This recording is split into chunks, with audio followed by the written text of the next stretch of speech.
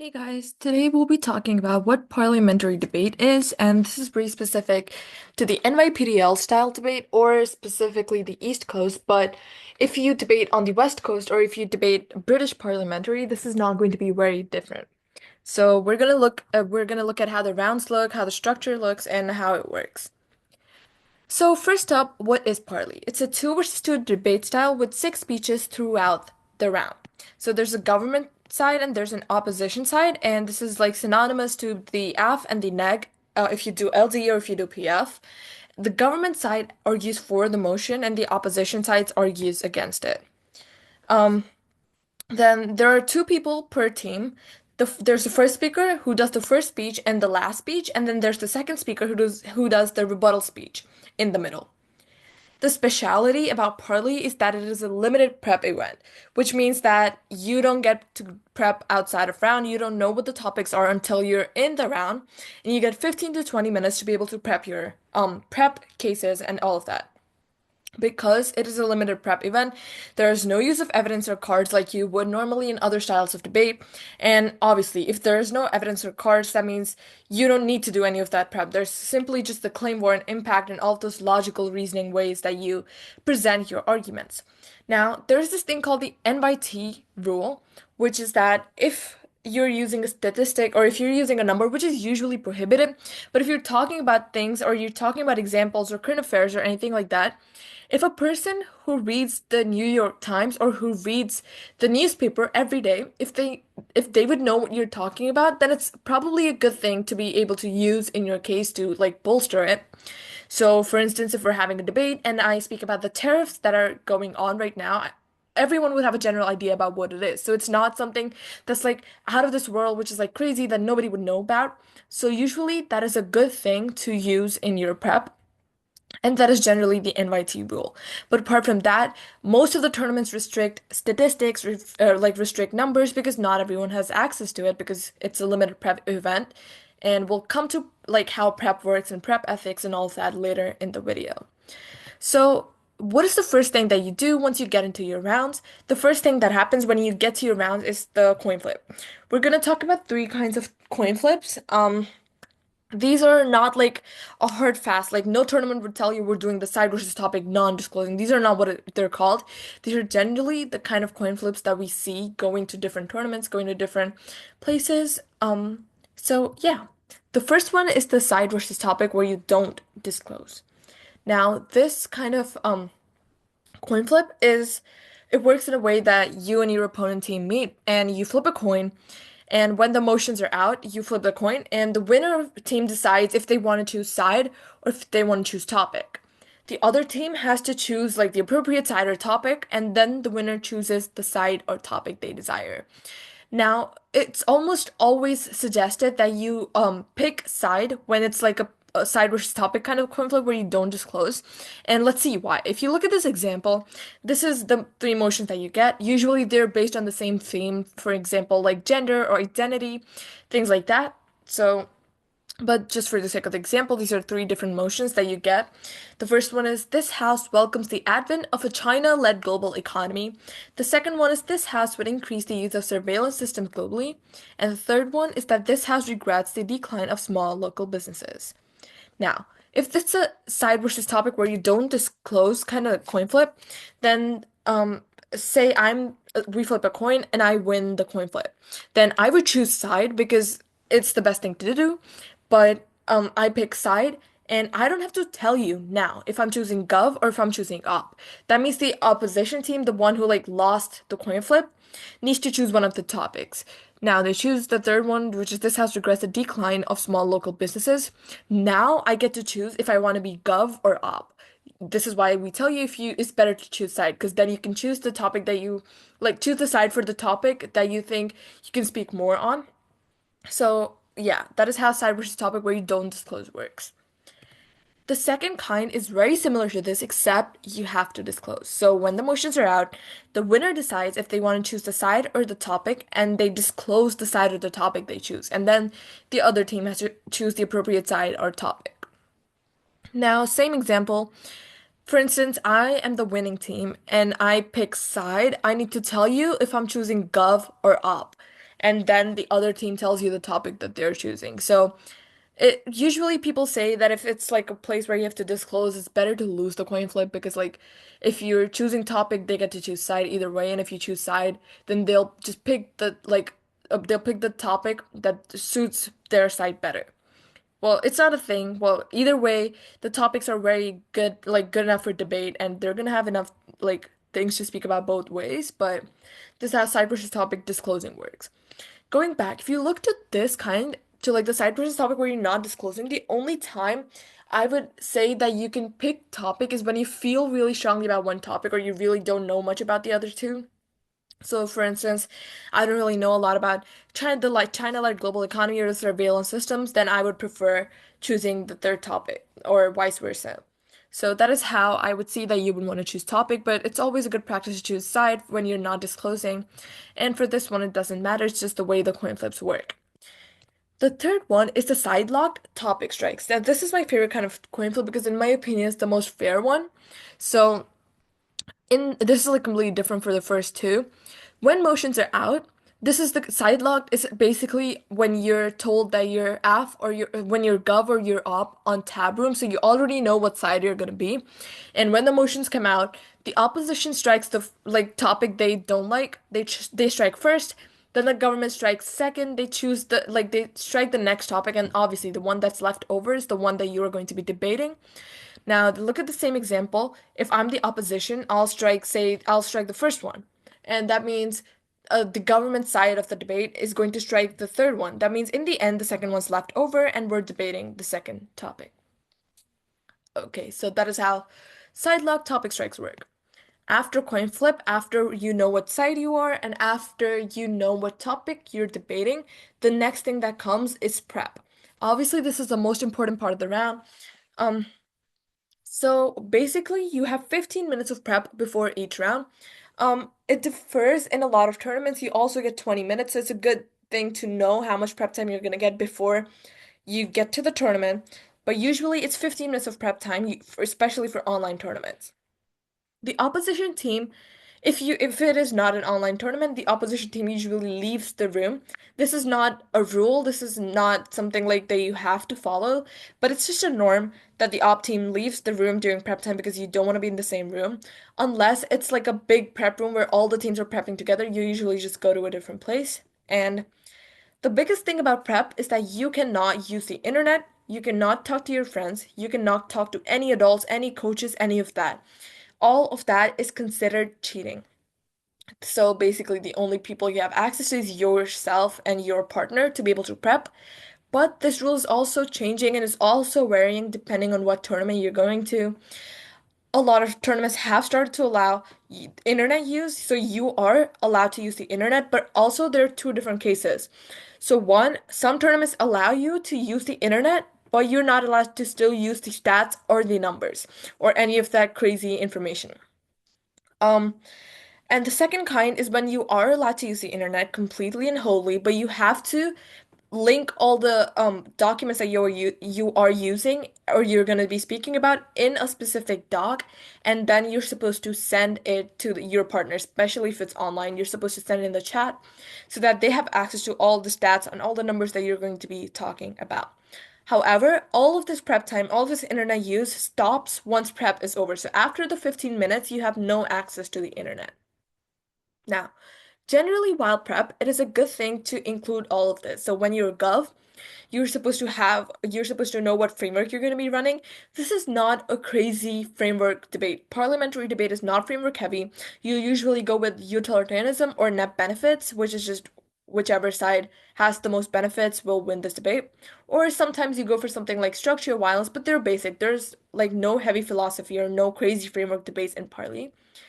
The second thing that you're supposed to prep as the government side is the definitions. You're supposed to define the resolution, and you have the power to define what the House is, and you have the power to define everything else. If it's a policy round, you get to choose the policy, but make sure that you're not being abusive with being able to define. And lastly, is your contentions, and obviously those are your arguments, your assertions. As the op, you're supposed to have a counter framework. You can think of it. You're not supposed to have one because, as I said, framework debates are not common. But if you think it's a topic that they might be able to like skew the framework to their side on, just be prepared to be able to like have a counter framework.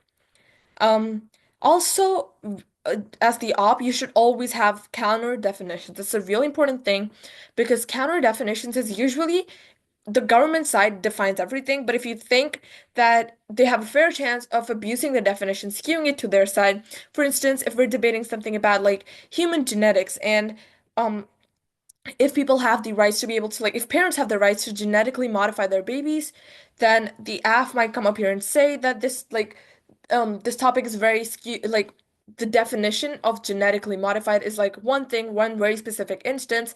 And if you think that's abusive, that's not good enough for debate clash, then you're obviously supposed to have counter definitions saying that, oh, we need to improve the scope of this debate. Thus, our counter definition would be more inclusive and will have yada yada yada. So you're supposed to be ready with counter definitions. Um, then obviously your arguments, your contentions, and one big thing both sides should actually do, especially if you have 20 minutes of prep, is search up answers to any possible arguments your opponents might run. And this is really good if you have access to internet because you know what they might run because they're also looking at the internet. So you should be ready to be able to respond to like possible arguments or very common arguments that you think they will be making. And if you have 20 minutes, a 10 minutes on your case and 10 minutes researching their side is a good split. But generally, that is how prep looks. Another thing about like prep is that if you're the one leaving the room, make sure that you're not being too loud or disrupting other rooms. But the second thing is also that you make sure that you're not going away like 5 minutes, that you have to walk back and take like steal that amount of prep. That's not considered good. So be close to the room, but don't be loud. And that's just a little like tournament etiquette kind of thing with prep. That's how prep looks. So it's coin flip, you have prep, and now this is the general structure of the round. So, this is the speech order, and all speeches have a 30-second grace period. The 30-second grace period is essentially that you have extra 30 seconds after your allotted speech times to be able to finish what you're saying, not to make new arguments, not to make new responses. It's only to finish what you have to say. Um, there's also a good amount of tournaments that don't allow grace periods. So, for instance, if you're going to TOCs and PDL TOCs, they stop you at 8 minutes. So, again, before going to the tournament, please ensure that you know if you have 30 seconds of grace period, if there's 15 or 20-minute prep time, all of that. And if you're allowed the access to internet, and be sure to like know the nuances of how Parley works in your local circuit. Now, if we're looking at speech times, the first speech is the government first speech. This is the Prime Minister Constructive or the PMC given by the first speaker of the government. It is a 7-minute speech with 30-second grace, and it is basically only the constructive. The second speech is the opposition first speech given by the first speaker of op. It's the LOR. It's 8 minutes and 30-second grace. And in this speech, you're supposed to have your constructive, but you are also supposed to have refutations to the government for speech. This is a really abusive practice. A lot of people in their op for speech, they just give their constructive and then they say that the opposition second speaker will go through the rebuttals, but please make sure that you are not doing that because then um the government second speaker does not get to respond completely to all the refutations that you'll make, and then they'll have to do it in the last speech, which is usually for weighing. So don't let the round go like that. It becomes really messy, it becomes really hard to judge, and thus, as the opposition first speaker, you need to make sure that your constructive is small enough that you can also fit in refutations against the like government constructive. So as the first speech, a good split would be 4 minutes on your case, 4 minutes on their case. After that is the government second speech, or the MG, or the member of the government, and this is given by the second speaker of the Gov, and it's also 8 minutes. And the entire job is to give refutations, give responses, strengthen your case, all of that. But this is essentially a rebuttal speech. Um, the fourth speech is the opposition second speech, which is given by the member of the opposition. It's the second speaker of the op, and this is also entirely rebuttals. About this speech, it's really good to have new responses and not just repeat what your first speaker said, because as you can see, it's gonna be like a 12-minute block for the op. Because after the op second speech, it's the op third speech. So you have 12 minutes entirely listening to the opposition speech. And if you say the same things over and over again, it gets repetitive, it's not new, and then it just gets tiring to hear. So, as the opposition second speech, make sure that you are making new responses. You're covering everything line by line, what the government second speaker said, and that way you'll have a bunch of new responses. Obviously, you still reinforce what you said, you still strengthen what you said, but this is an entirely refutational or rebuttal speech. Then is the last speech for the opposition, right after the second speaker of the op, and this is the LOR again, leader of the opposition. This is given by the first speaker of the op. It's 4 minutes, and the purpose of this speech is to weigh the arguments and not to make new responses, because there is no new responses allowed in the last two speeches. But apart from that, you're supposed to weigh everything. You're supposed to make the round clear for the judge, and it's 4 minutes. The very last speech of the round is going to be the government third speech given by the Prime Minister or the first speaker of the Gov. This is 5 minutes. So about this speech, even though you're not allowed to make new arguments, if the opposition second speaker made new arguments and you are required to like respond to them, you are allowed to make a bunch of new responses, but that is only and only if the opposition second speaker make new responses, and they can obviously call you out in it, and we'll talk about that more in the next slide. But again, the government last speech is all about weighing and crystallizing the round, telling the judge why you win, and all of that. That is just the purpose of the last speech. You're not allowed to make new responses, again, like entirely new things or things that were never addressed in the round, etc. So that is speech times, the gov first speaker, op first speaker, gov second speaker, op second speaker, then it's op first speaker and gov first speaker. Um, Now, there is obviously no debate round that is always fair and it's always going smoothly. So there are things in Parley to check back because we don't have things such as cross-X like we do in LD or we do in PF. There's things called the POIs, POCs, and POOs. A POI is a point of information. Um, there are no follow-ups, and it's basically intended to poke holes in your opponent's case. So the purpose of a POI is that you ask a question relating to what they're speaking. You can raise your hand if you have a virtual tournament. You raise your hand or you just like unmute and say POI, and you're supposed to ask your question, but you're supposed to ask it in a way that's like very clear. And it's a short, concise question, and there are no follow-ups. So, for instance, you asked a question, they answered it. You're not supposed to be like, "Oh, wait, but I wanted to ask." You can't follow up. Um, there are no POIs in protected speech times. So protected speech times are the first and last minute of the first four speeches. So the last two speeches, the third speech of the opposition and the third speech of the government, there are no POIs. You can ask POIs in the last two speeches, but apart from that, in the first four speeches, in the first and last minute, they're protected speech time. You cannot ask a POI during these times. As I said, there are no POIs in the last two speeches. And it's a good general rule to take one or two POIs per speech and ask one or two POIs per speech. We'll go more into detail how POIs work because they're essentially a good way to poke holes in your opponent's case, and it appears good if you're answering a POI and if you're taking a POI, but we'll discuss more about POIs later.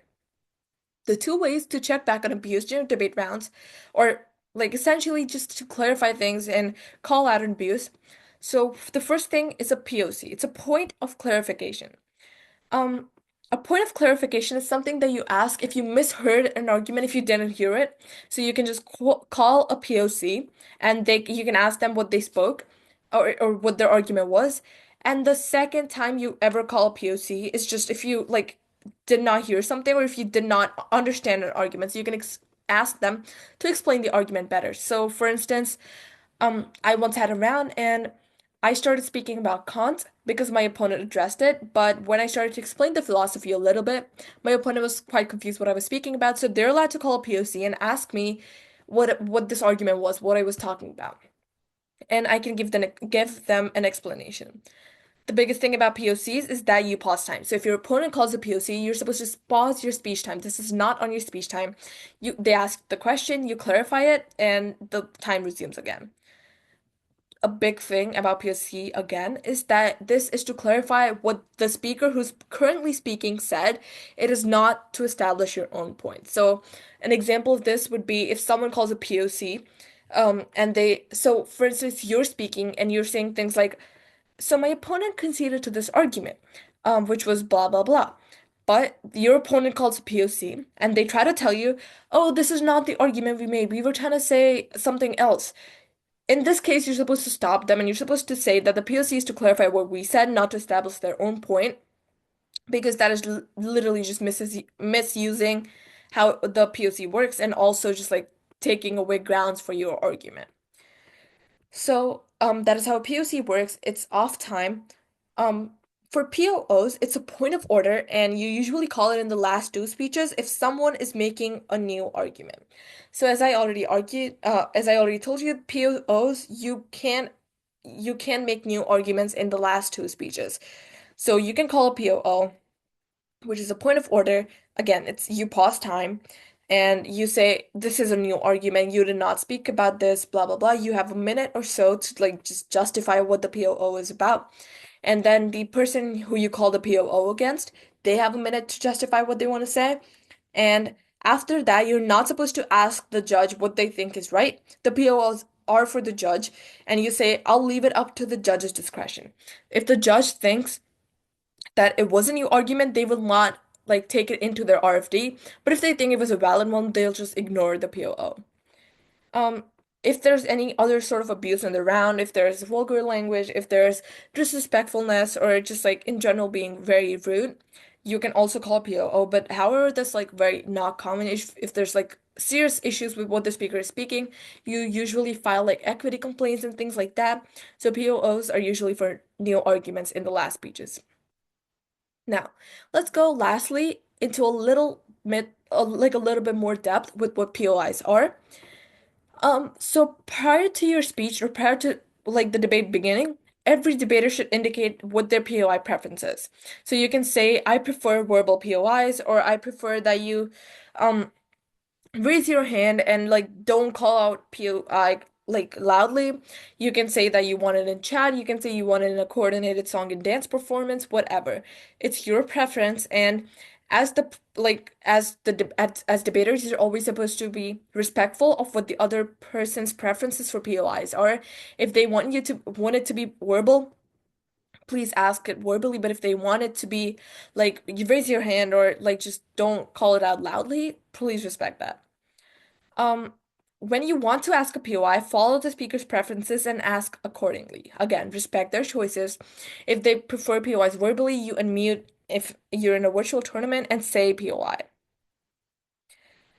A big thing with that, again, is make sure that if you are going to ask a POI, it is a question. It is not a statement, it is not an argument you're trying to make. It's a question to poke holes in their case.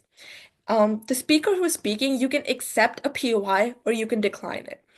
For POCs and POOs, you have to take them. There's no way to like deny a POC or deny a POO because they're not on your speech time. But for a POI, you can choose to accept or decline it. A lot of times, the only like two scenarios where you don't take POIs is one, if you're running out of time, because POIs, when someone asks a POI, it's on your speech time. So, for instance, if you have 4 minutes left, if someone asks a POI and you know they're asking super long questions, don't take the POI because that's gonna kill your time if you have a lot to get through. So you can choose to decline it in that scenario, or the second one is just they're frantically asking like 15 POIs and you really don't want to answer them. You take one or you take two, and after that you say, no, thank you, I'll take it at the end of my speech if I have time. Um, so yeah, you can accept it and you can decline it. If the person accepts your POI, ask away, and they have every right to cut you off if the question is taking too long to ask. You also may not ask any follow-up questions after receiving the answer, so be very careful and clever with what you're going to ask. And if they decline it, just mute yourself and wait like minimum of 15 seconds before asking another.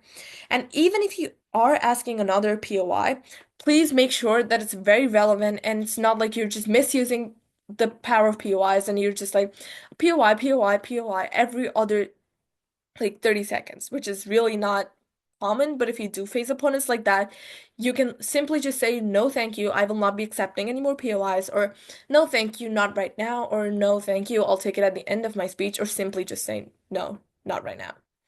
Um, if they do not acknowledge you, especially if you're in a virtual tournament, feel free to just ask again and in the way that they like prefer their POIs, and they will get back to you. And if you are the speaker, please make sure to acknowledge it. If it's breaking what you want to say, just a moment, I'll take it after I'm done with this argument or done with this contention. Um, that is basically how POIs work. A quick recap of a parley round.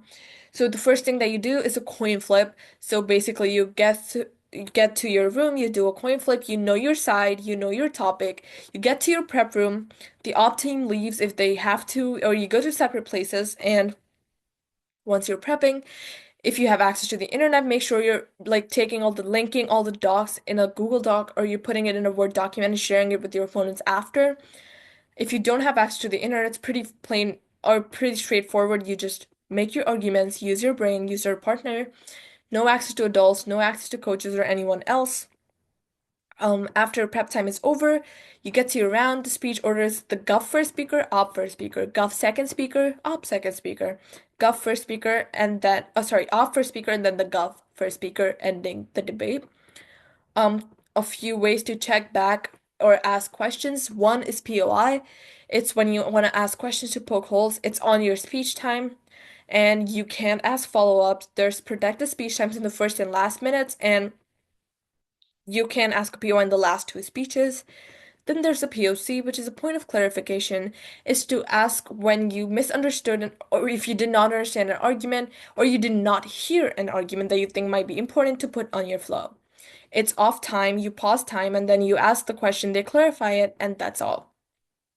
And lastly is a POO, which is a point of order, which is basically when the speaker makes new arguments in the last two speeches and you think it's unfair, you call POO.